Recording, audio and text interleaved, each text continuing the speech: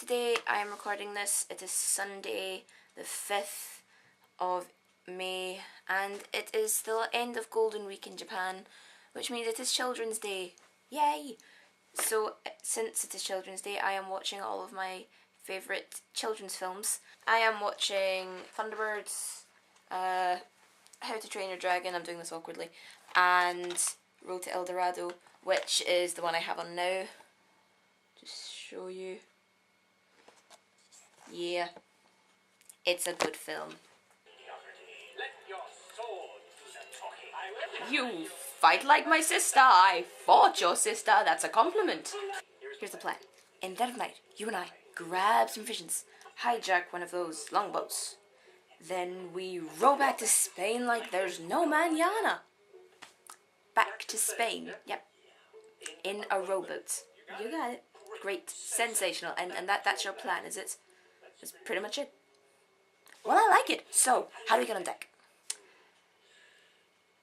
In the dead of night, you and I grab some visions, hijack one of those longboats. Ugh.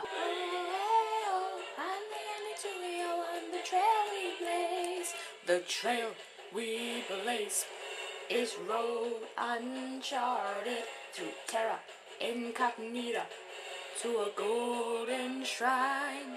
No place for the traveler to be faint-hearted.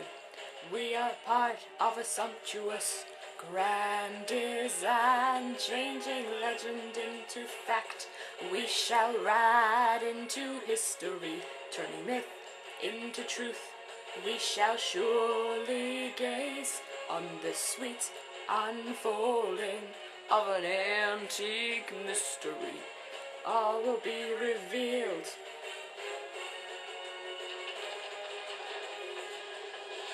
On the trail we blaze.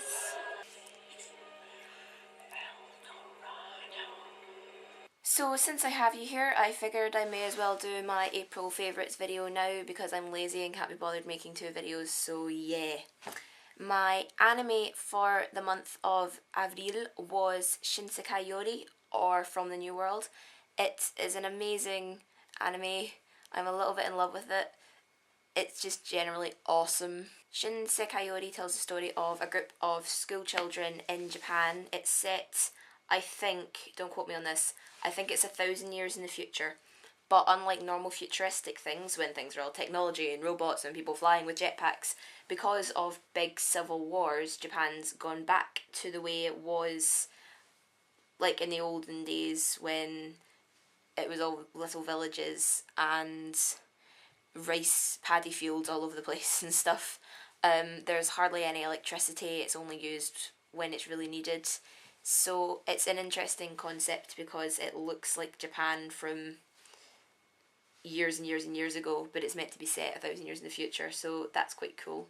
The anime opens with a young girl called Saki who is still in school and has yet to be given her power. Now, in this anime, all humans have power, and power is basically telekinesis. It's only ever referred to as power though, but they can do other things with it. For example, they can make mirrors just out of thin air, set things on fire, draw things just with their mind, but also do the kind of general telekinesis, lifting things or people up. So Saki doesn't have her power yet, and all of her friends have left regular school and gone on to the unified class, which is where they can learn to hone in power and about the history of it and things like that. And she's the only one of her friends who's not got it yet. And her parents are starting to get really worried. But then one night she gets her power and everything's hunky-dory, and she goes into the class with her friends. She gets to meet all her old friends again who she hasn't seen since they left. Shun, Satoru, Maria, and I want to say you pronounce her name Reiko. I'm probably getting that wrong, but I think that's what her name was. She was only in the first couple of episodes for reasons, so I can't really remember. But she meets all of them again, along with a new boy, Mamoru, who was in a different school than them before he went to Unified. They're all in the same group at school. They're in group 1, and all the different groups do team building exercises and compete against the other groups to see who's got the strongest power. Reiko, or however her power name is actually, seems to have a bit of trouble using her power. It seems a bit weaker than everybody else's.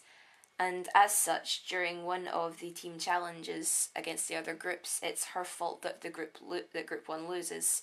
The next day, Reiko is not in school, and no one seems to even remember that she ever existed.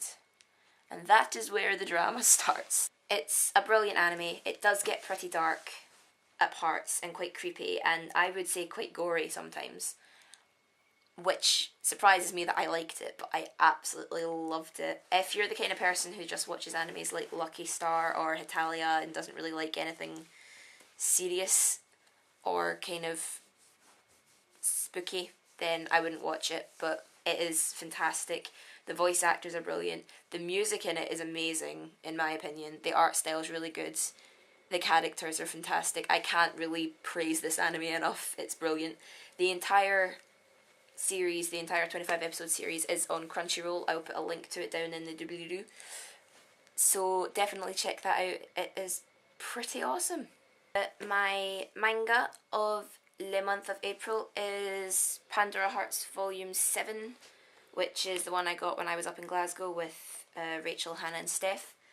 Pandora Hearts is my kind of ongoing manga series at the moment. I have only read up to 7. I will probably be getting number 8 soon, and I just love it a little bit because it's awesome.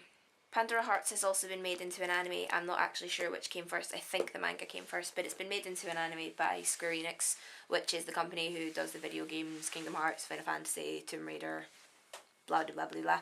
Pandora Hearts tells the story of Oz Bezerus, or Vezerus depending on what pronunciation you use.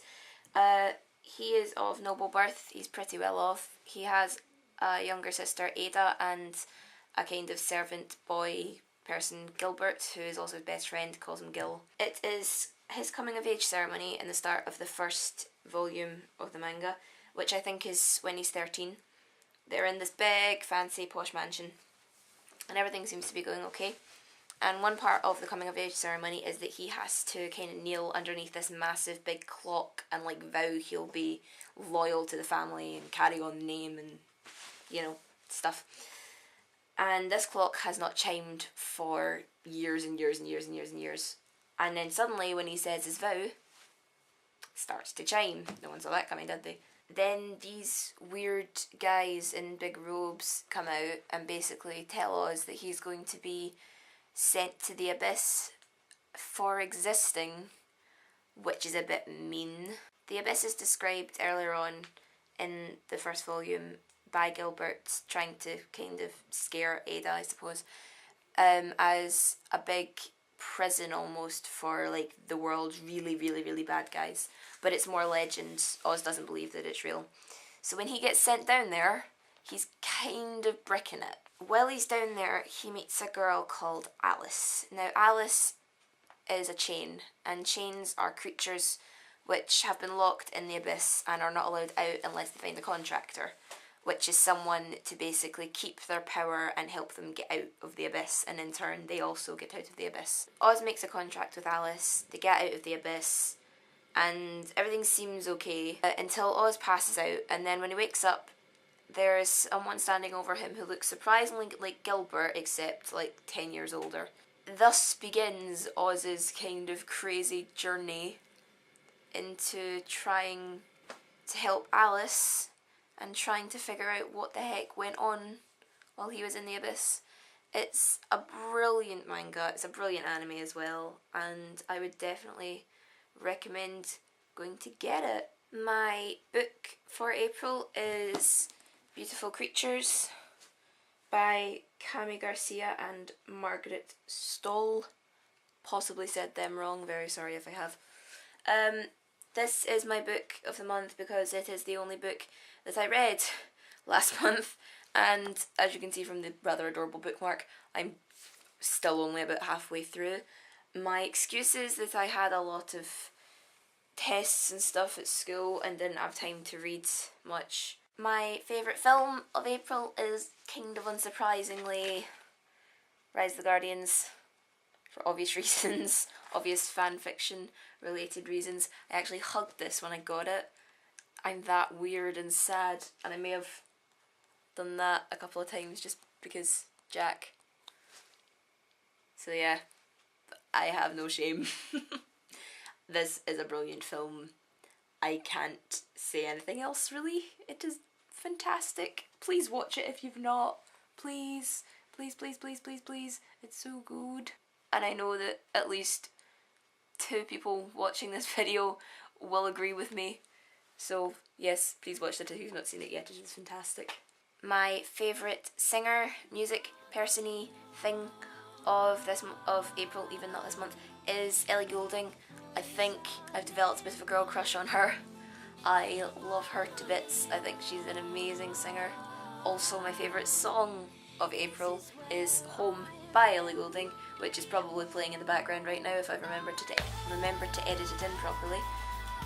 It's a brilliant song. It inspired me for a future fanfiction which I will be writing, and I love it a lot. It has been on repeat on my iPod for the last month, and yes, it is very, very good.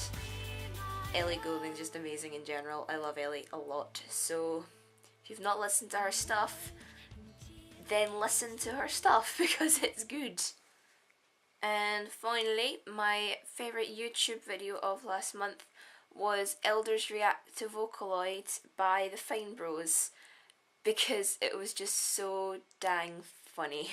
The Fine Bros started with a series called Kids React, which was, as it says in the tin, kids reacting to viral videos and YouTube music people.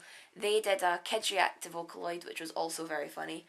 After Kids React, they branched out and started to do Teens React, and then they started to do Elders React, and now YouTubers React, all of which are very, very good. They did Elders React to Vocaloid last month, and it was brilliant because they had no idea what they were, and it was just funny to see the reactions. So yes, I will put a link down in the description to that video as well, because that was very funny. For those 2 people that I mentioned who I think are watching this because of the link I put on my fanfiction page, I will just say now, I am definitely writing an Annabelle sequel.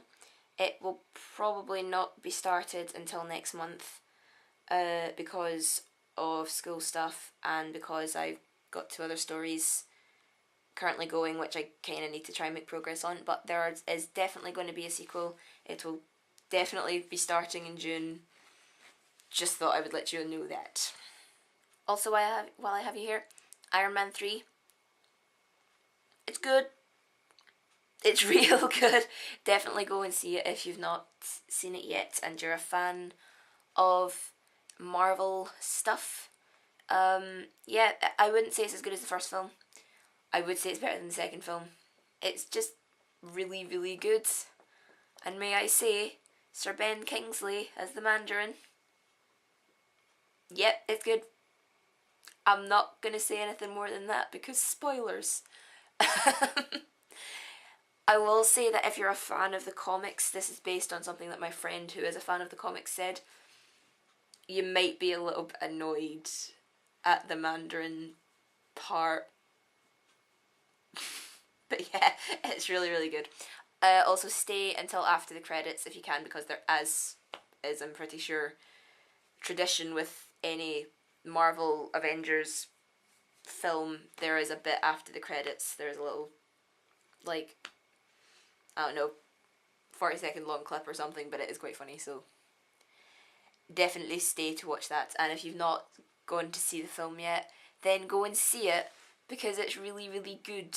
If you've not seen the first 2 Iron Man films and you've not seen the Avengers yet, you might want to watch them first. But yeah, it's really, really good. And on that note, I shall leave you guys. Thank you for watching. I hope you enjoyed this. If you want me to do something like this for the month of May, at the end of this month, beginning of next month, then please let me know. I hope that you enjoyed this video, and I will talk to you guys later.